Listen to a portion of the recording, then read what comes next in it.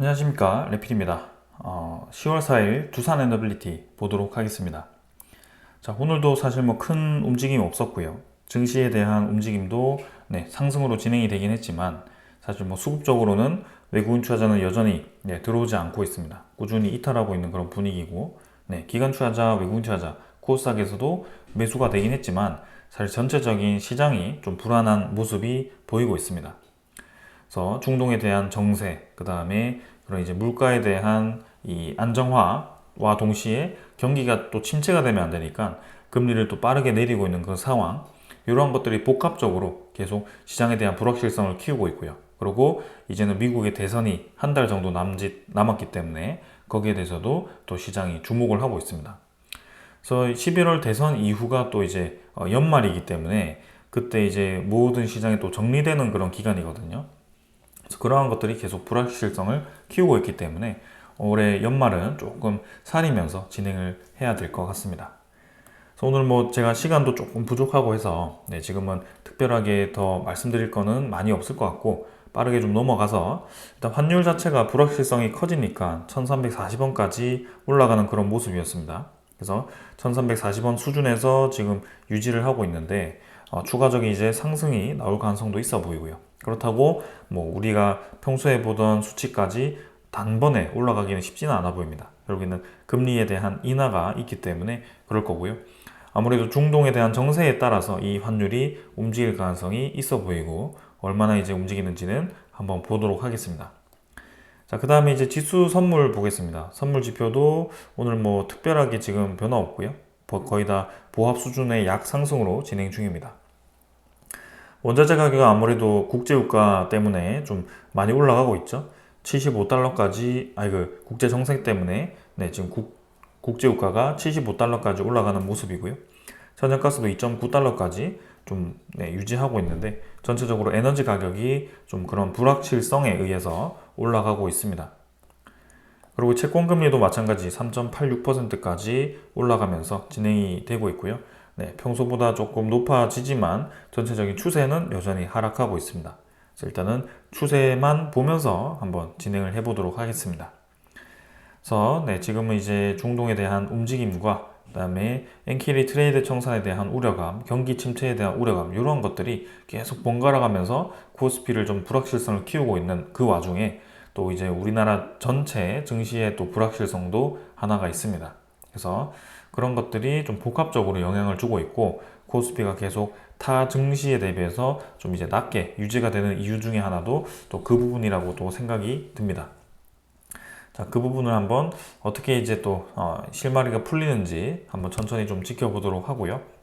증시는 이 정도로 좀 보고 넘어가도록 하고 바로 종목으로 넘어가도록 하겠습니다. 자, 두산 에너빌리티는 사실 뭐 투자 수급만 보겠습니다. 일별 거래량도 거의 부족했고요. 210만 주 정도로 진행되었기 때문에 뭐 사실 얼마가 올랐고 떨어졌고가 크게 중요해 보이지 않습니다. 기관 투자자도 37만 주 매수했지만 연기금 투자자 21만 주, 금융 투자 16만 주 매수했고요.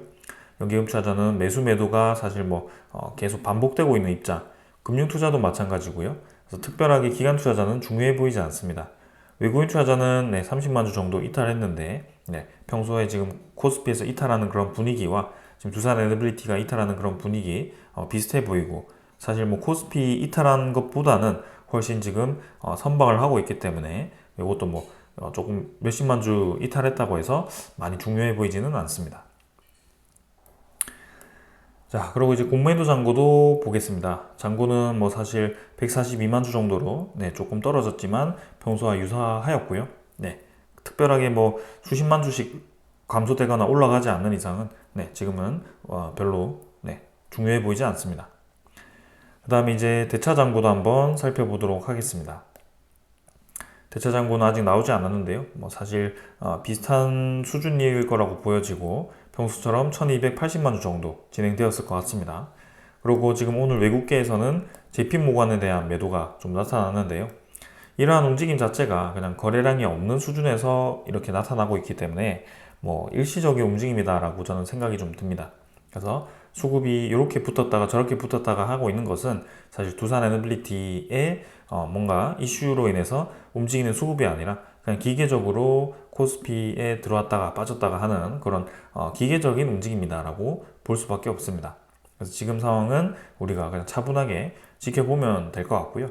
추정 대비해서 당일 물량 거의 동일했고 20.9% 정도로 외국인 보유 유지되었습니다. 그래서 오늘도 외국인 투자자는 뭐 사실 크게 우리가 주목할 만한 사항은 없었다.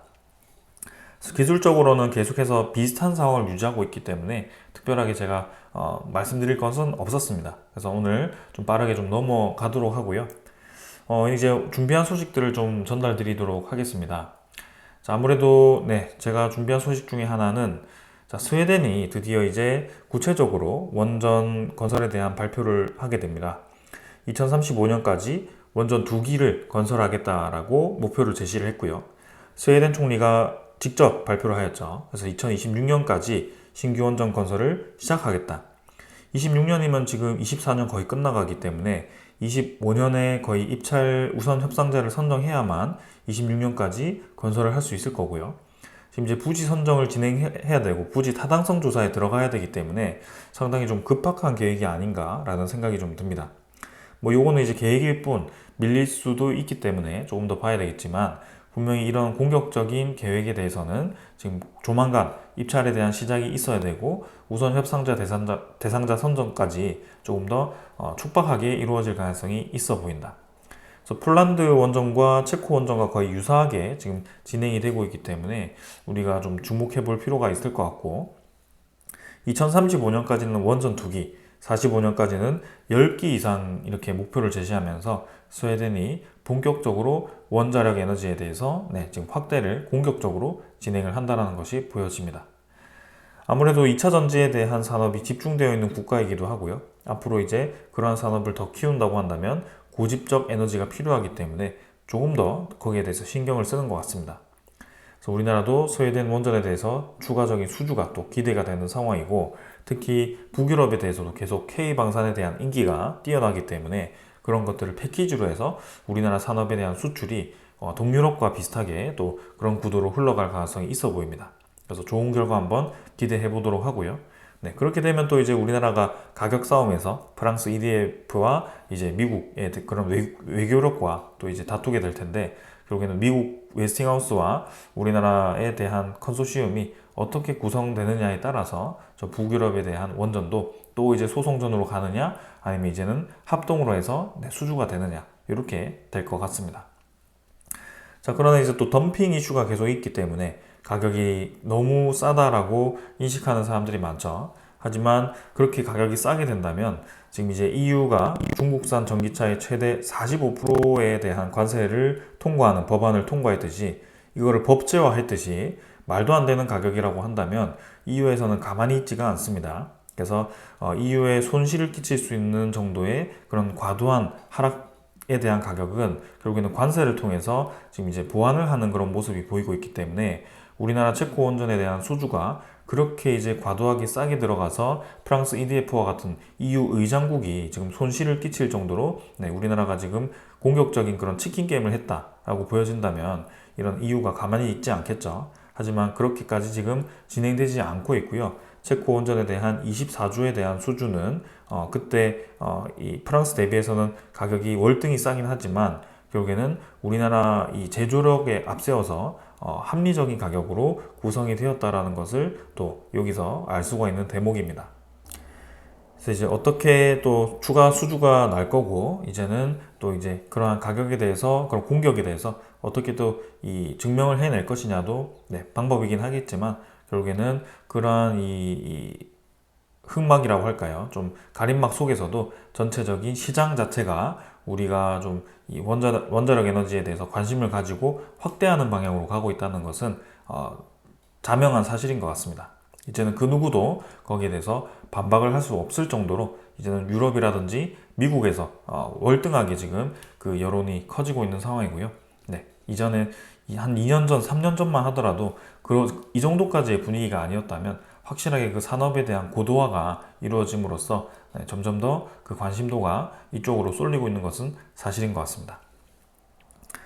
자, 그래서 이제 미국에서도 지금 가장 큰 이슈가 이 데이터 센터죠. 계속해서 데이터 센터를 얘기할 수밖에 없는 것이 텍사스가 이제 대표적으로 태양광을 이제 또 많이 추진하고 있고, 이 신재생에너지에 대한 비중이 높은 미국의 주 중에 하나인데요. 그 주에서도 이제 발전소 근처에 데이터 센터를 건설할 경우에도 지금 발전소를 추가해야 된다라는 발표를 합니다. 이 데이터 센터를 추가해야 되는 이유는 지금 기존 전력 수급에 이 데이터 센터가 들어오면 불균형이 생긴다라고 판단을 한 거고요. 불균형이 그럼 왜 생기냐? 이게 들어옴으로써 고집적 에너지를 요하기 때문에 주변에 생산된 에너지들이 다 이쪽으로 이제 투입이 되기 때문입니다. 상당히 지금 이 에너지 입장에서는 이 데이터 센터에 직접적으로 투입이 될 수 있는 고에너지가 필요한데, 그게 이제는 재생에너지로는 부족하기 때문에 텍사스에서도 그러한 움직임이 나오고 있다라는 것입니다. 그래서 그렇기 때문에 지금 아마존 소프트웨어라든지 아니면 그런 이제 마이크로소프트라든지 지금 핵 발전소에 대한 결정을 이 돈을 투자해서 하거나, 아니면 이런 3마일 아일랜드라든지 이런 핵 발전소에 대해서 이제 사고가 나서 이제는 정말 이제 큰 사건이었던 그것도 지금 원전을 살려가지고 그걸로 이제 전력을 뽑겠다라고 계약하는 이 마이크로소프트도 상당히 지금 전력에 대해서 급하기 때문이거든요. 그래서 그만큼 지금 AI 데이터 센터에 필요한 에너지가 지금 급격하게 늘어나고 있고, 거기에 대해서 지금의 전력 시스템으로는 부족하다는 것을 인정하고 있습니다. 그래서 미국은 이미 먼저 움직이고 있고요. 구글도 AI 에너지를 지금 원전으로 낙점을 하였습니다. 그래서 피차의 CEO와 그다음에 아마존, 마이크로소프트도 계속 이렇게 움직이고 있고, 소형 모듈 원전에 대한 관심도가 높아지고 있습니다. 그래서 이러한 움직임 때문에 뉴스케일 파워가 주가가 이제 올라갈 수밖에 없는 상황이고요. 두산 에너빌리티 대비해서 너무 많이 올라가서 상당히 이제 좀 아쉽기도 한데요. 뉴스케일 파워가 올라가면 당연히 두산 에너빌리티, 뉴스케일 파워의 지분을 가지고 있기 때문에 지분에 대한 수익률이 높아지겠죠. 그리고 전체적인 추세가 확실하게 힘을 받았다는 것이 보여진다면 소형 모듈 원전에 대한 본계약이 이제는 점점 다가오고 있구나. 아직까지 확실한 소식은 없지만 이 전체 시장 분위기를 보았을 때는 조만간 뉴스케일 파워의 계약 소식이 들려오지 않을까, 이러한 기대감이 있습니다. 그래서 이 주식이 지금 1.8달러까지 갔었습니다, 여러분들. 작년 말까지만 하더라도, 1년 전만 하더라도 1달러였던 애가 지금 12달러까지 올라왔고요. 이전에 비교할 수 없을 정도의 거래량이 지금 실린 상황에서 계속해서 좋은 분위기의 시장 분위기가 형성되고 있기 때문에 더 기대가 되고 있습니다.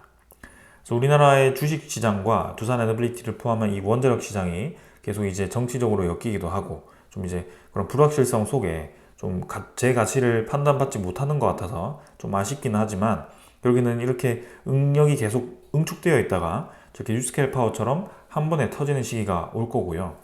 특히 두산 에너빌리티가 언제 이 움직임이 나타났었느냐를 보게 되면 더 이해를 할 수가 있습니다. 이 상승이 사실 체코 원전에 대한 수주 기대감으로 움직인 게 아닙니다. 결국에는 체코 원전에 대한 대형 원전 수주보다도 SMR에 대한 2조 기자재 구매 계약 소식 때문에 두산 에너빌리티가 이렇게 거의 20% 가까이가 올라갔던 그런 날이었거든요. 그래서 뉴스케일 파워로부터 다시 한번 그 이슈가 터진다면 지금 비슷한 위치거든요, 주가도. 그래서 이 21,000원, 2,000원은 금방 올라갈 수 있다. 그래서 지금 20% 올라가면 2만원 돌파하거든요. 그래서 그만큼 지금 시장 상황이 거의 지금 도달했는데 한 방이 지금 아쉬운 상황이다.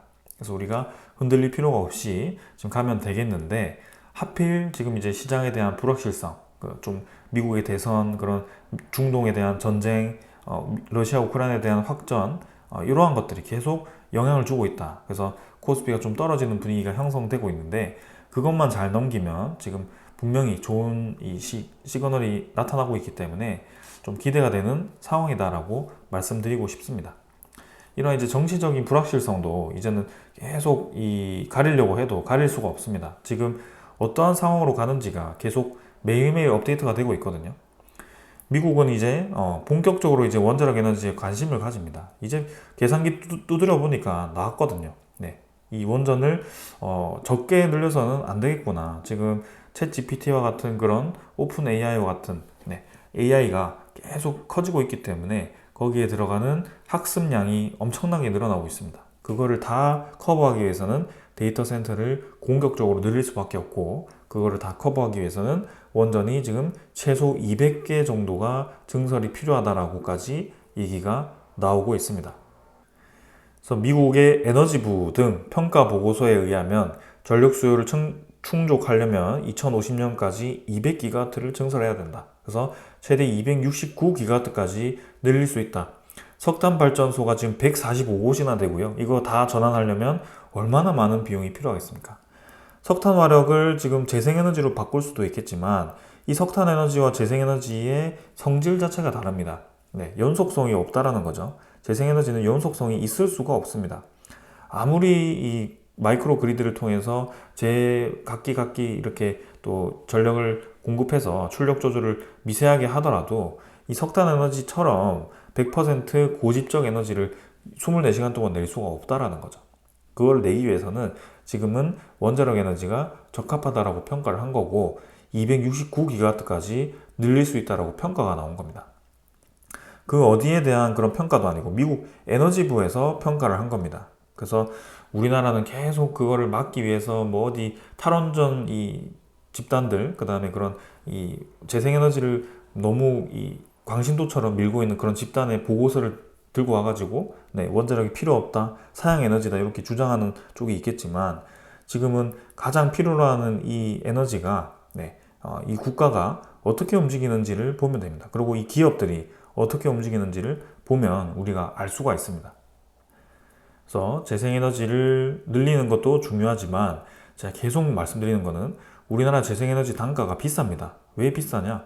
유통업자들이 중간중간에 껴서 민영화가 되어 있거든요. 그거를 막아야 됩니다. 그거를 막아서 공영화를 시켜야 되는데 그거를 어떻게 바꿀 거냐, 그리고 재생에너지 단가를 어떻게 내릴 거냐, 그게 핵심입니다. 유럽은 어떻고 미국은 어떻고가 아니라 유럽은 싸기 때문에 많이 지은 거고요. 미국도 마찬가지입니다. 싸기 때문에 많이 지었습니다. 우리나라 해상풍력 비용이 미국 대비해서 3배 정도 비싸고요.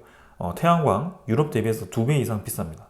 그렇기 때문에 우리나라는 같은 비율을 늘리려고 해도 어마어마한 돈이 들어갈 수밖에 없습니다. 근데 그거를 다루는 쪽이 하나도 없죠. 무조건 원전 에너지는 나쁘다, 재생에너지는 늘려야 된다, 우리나라 수출이 막힐 수도 있다, 이렇게만 얘기를 하니까 얘기가 되지 않는 겁니다. 왜냐? 재생에너지를 급격하게 늘리는데 좀 부담스러운 상황 쪽에서는 경제성에 대해서 계속 언급을 하고 있거든요. 경제성이 낮기 때문이다. 그 경제성을 해결하고부터 재생에너지 100%를 외치는 게 맞다라고 저는 생각이 들고, 그리고 그 재생에너지가 커버할 수 없는 이러한 이 AI에 대한 영역은 분명히 기저에너지원이 필요하다는 것도 인정을 해야 됩니다. 그래서 적절한 수준의 원자력과 같은 그런 기저에너지원, 24시간 동안 안정성과 탈탄소의 에너지가 필요하다. 그래서 나온 것이 무탄소 에너지 CFE100이다 라고 저는 생각을 합니다. 그래서 이 정도로 이제 마무리를 좀 하도록 하고요. 두산 에너빌리티, 일단은 가장 중요한 것은 지금 이제 확대되는 이 에너지 시장 속에 SMR에 대한 기자재, 대형원전에 대한 기자재가 확실히 지금 많이 쏠릴 것 같습니다. 근데 그러한 확실한 계약 소식이 나온다면 이전처럼 주가는 확실히 올라갈 것 같고, 그 분위기가 언제 형성되는지가 문제인 것 같습니다. 그래서 한번 조금씩 이 상황을 좀 즐기면서 지켜보도록 하고요. 한편으로는 이제 글로벌에 대한 경제 위기를 조금 긴장을 하면서도 봐야 될 것 같습니다. 그래서 두 개를 다 제가 같이 모니터링을 하면서 계속 이렇게 분석을 드릴 테니 한번 잘 따라와 주셨으면 좋겠습니다. 감사합니다.